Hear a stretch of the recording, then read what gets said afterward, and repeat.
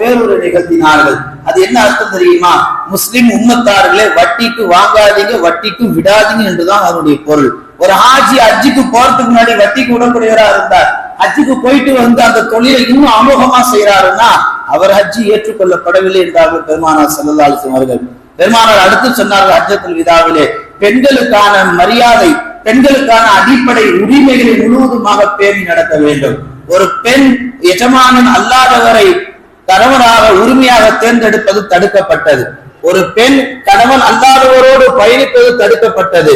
மார்க்கத்திலே உங்களுக்கான சட்டங்கள், உங்களுக்கான ஷரியத்தினுடைய எல்லா சட்ட தொகுப்புகளையும் அல்லாஹ் வழங்கிவிட்டான்.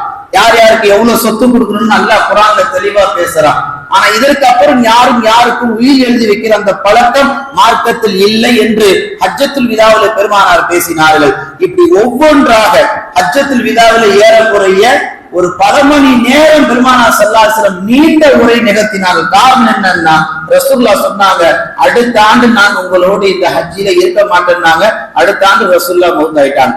ரசூலுல்லாஹி ஸல்லல்லாஹு அலைஹி வஸல்லம் சொல்ல வருவது, ஒரு ஹாஜி அல்லாஹ்வுடைய பயணத்தை நாடி ஹஜ்ஜுக்கு போயிட்டாரு, ஹஜ்ஜுக்கு போயிட்டு வந்துட்டு அவர் வேலை கொண்டு இருக்கிறார் என்பதற்கல்ல ஹாஜி. அவர் ஹஜ்ஜுக்கு போயிட்டு வந்ததுக்கு பின்னாடி மக்கள் இப்படி பேசணும். அவர் ஹஜ்ஜுக்கு போறதுக்கு முன்னாடி மோசமானவரா இருந்தார், ஹஜ்ஜுக்கு போயிட்டு வந்து பாசக்காரனா மாறிட்டார். எல்லாத்தையும் அன்பா இருக்கிறார், எல்லாத்தையும் பண்பா நடக்கிறார், சமூகத்துல எல்லா நிலைகளையும் தன்னை ஈடுபடுத்துகிறார், ஏழை குமரிகளுக்கு தன் காசு பணத்தை கொடுத்து உதவுகிறார், ஏழை எளியலுக்கு தன்னுடைய உதவிகளை செய்கிறார், விதவை பெண்களுக்கு மறுவாழ்வுக்கு வாழ்க்கைக்கு உண்டான உதவிகளை செய்கிறார், பள்ளிவாசல் மதரசாக்களுடைய கட்டிடங்கள் பழுதடைஞ்சு போனா அதை மேலும் பலப்படுத்துவதற்கு தன் காசுகளை பயன்படுத்துகிறார்.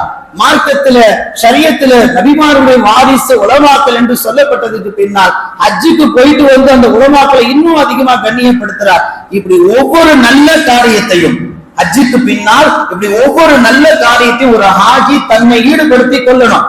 ஒரு கலிமா முடிஞ்சாச்சு, 5 வேளை தொழுதாச்சு, ஒரு ரமலான்ல 30 நோன்பு வச்சாச்சு, வருஷத்துல ஜகாத் கொடுத்தாச்சு, ஹஜ்ஜுக்கும் போயிட்டு வந்தாச்சு, என் கடமை எல்லாம் முடிஞ்சது, ஹலாஸ், நான் இதுக்கப்புறம் எனக்கு எந்த கடமையும் இல்லைன்னு சொல்லி ஒரு ஹாஜி இந்த சமூகத்துல விலகி தனிமையாக வாழ்வது என்பது ரசூல் ஸல்லல்லாஹு அலைஹி வஸல்லம் சொல்லுகிறார்கள், அவர் ஹஜ்ஜி ஏற்றுக்கொள்ளப்படவில்லை. ஹஜ்ஜத்துல் விதாவை இறுதி பேருரையை பெருமானார் ஸல்லல்லாஹு அலைஹி வஸல்லம் கடைசியாக நிகழ்த்திய அந்த பேருரை இன்றைக்கு ஹஜ்ஜுக்கு செல்லக்கூடிய ஒவ்வொரு ஹாஜிகளும் கண்டிப்பாக கேட்க வேண்டும். யாரும் கேட்கறது கிடையாது. வழி அனுப்பு நிகழ்ச்சியில கூட ஏராளமா ஒரு 4 வார்த்தையை சொல்லி வழி அனுப்பிடுறாங்க. ஹஜ்ஜுக்கு யாரு போனாலும் ரசூலுல்லாஹ் என்ன இறுதி பேருரை நிகழ்த்தினார்கள் அது எல்லாத்தையும் உபதேசமா சொல்லணும். ஒரு ஹஜ்ஜுக்கு போறதுக்கு முன்னாடி